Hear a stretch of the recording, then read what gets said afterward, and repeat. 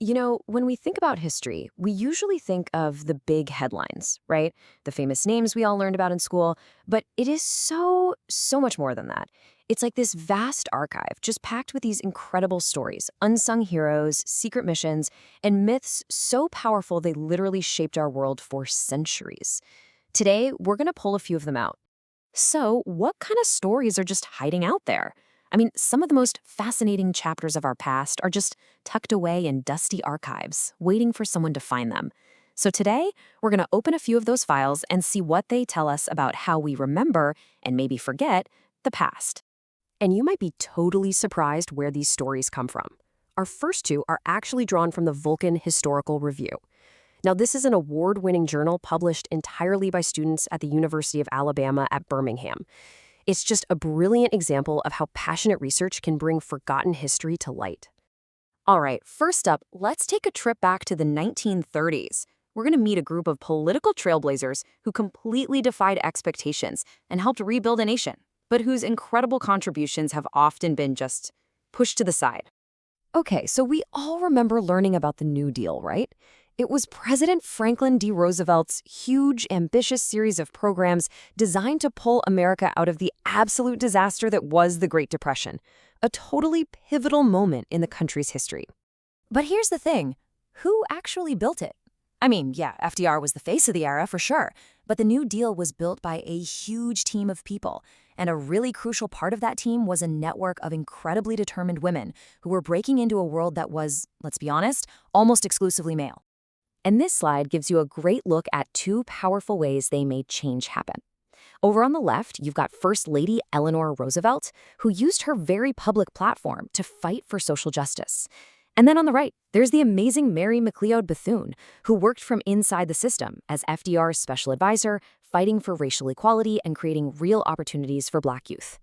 But wow, their work was anything but easy. This sentiment was constantly thrown at Frances Perkins, who was the first woman ever appointed to a U.S. cabinet position. Can you imagine? She faced this relentless criticism and sexism, all while trying to tackle the enormous task of reviving the entire nation's workforce.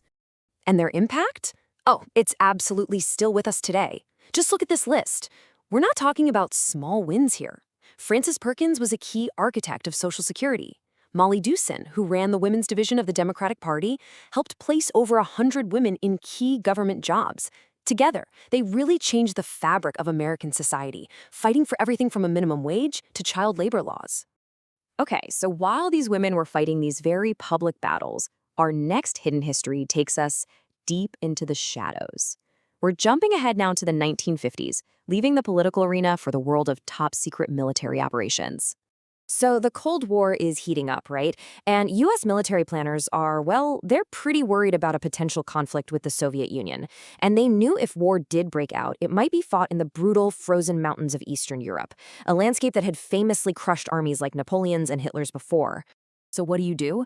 You need soldiers who can not just survive in those conditions, but actually fight in them. The answer was the 8147th Army Unit, a secret school in Japan with one mission: create an elite force of mountaineering and winter warfare experts, direct descendants of the legendary 10th Mountain Division from World War II. And their training, well, it was incredibly intense. It started with the basics, like learning to rappel by going down the walls of empty swimming pools. From there, they graduated to mastering rock climbing on the sheer cliffs of Honshu. But the final test? That was Extreme Winter Warfare School in Hokkaido, Japan's northernmost island, a place known for its massive snowfall and just brutal cold. And just look at these photos. They really give you a feel for what these guys were up against. On the left, you can see them practicing on this steep, rocky terrain. Then, on the right, they're navigating through deep snow, totally camouflaged, learning how to survive and fight in a completely frozen world. They had to be ready for literally anything the mountains could throw at them. And the guys who made it through, they had nothing but total respect for their instructors. This quote from one of the trainees really says it all.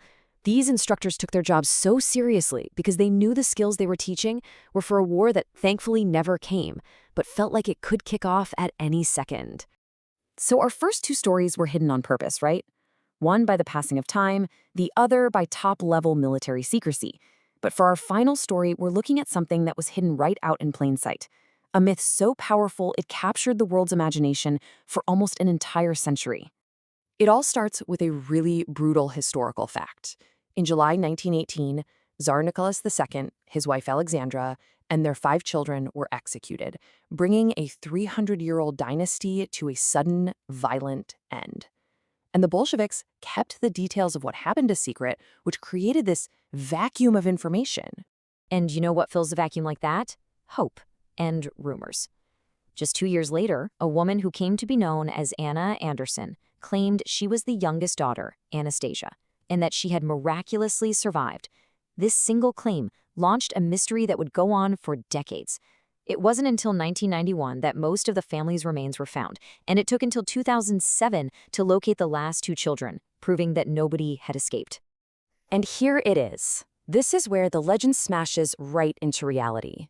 For decades, the entire world was captivated by the idea that a princess had escaped. But in the 1990s, DNA testing proved Anna Anderson wasn't a Romanov at all.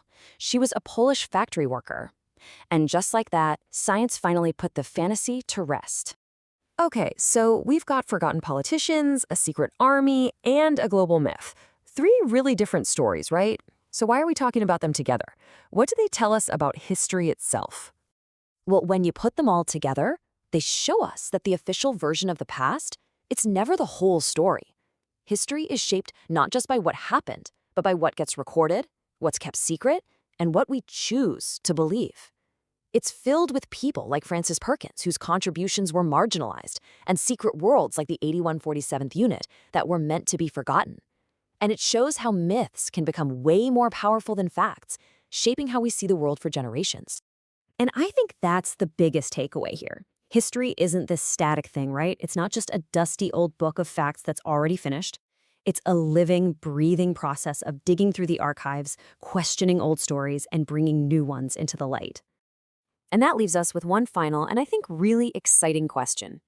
If stories like these can be found in a student journal and in decades-old archives, just imagine what else is out there, waiting for someone to find it. What parts of our past are still hidden, ready to completely change how we see the world?